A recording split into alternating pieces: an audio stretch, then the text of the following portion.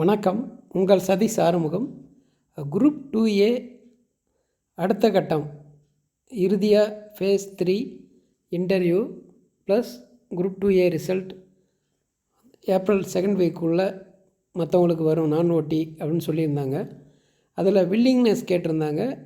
Willingness எல்லாருக்கும் வந்திருக்கா, யாருக்கெல்லாம் வரல அப்படின்றது அந்த வீடியோ. அடுத்தது என்ன ப்ராசஸ்? வில்லிங்னஸ் வந்து மோஸ்ட்லி லிஸ்ட்டு 2 முஸ்லீம் ஜென்ரல்லையும் வரலன்னு சொல்கிறாங்க. அது கன்ஃபார்மாக தெரியல.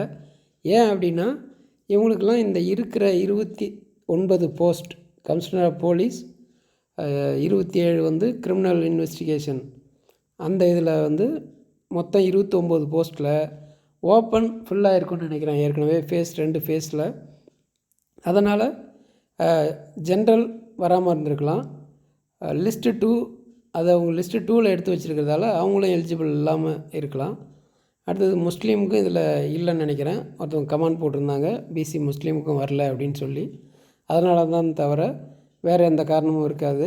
ஆனால் இவங்க எப்படி ரீச்சுன்னு நிறையா பேருக்கு போட்டு நம்ம ரொம்ப நோகடிச்சிக்கிட்டு சில மாதமாக இருக்கிறாங்களோ, அதுபோல் திரும்பவும் ஒரு தப்பு வந்து எல்லாருக்கும் வந்து அனுப்புறது, வில்லிங்னஸ் கேட்குறது.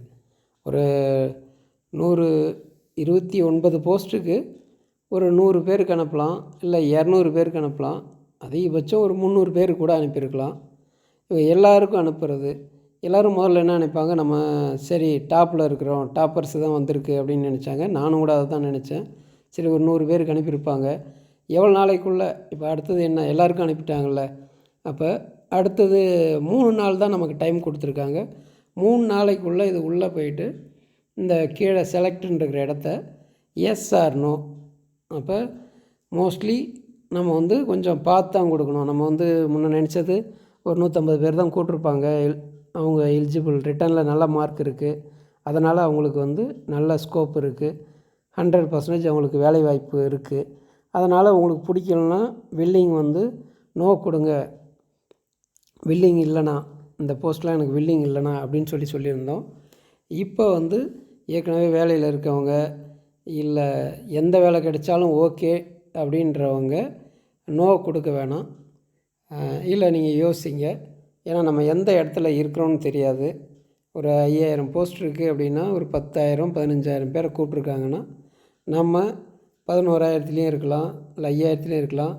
பட் இதில் நம்ம எஸ் கொடுத்ததால் நம்மளை கூப்பிடுவாங்களான்னா அப்படி கிடையாது.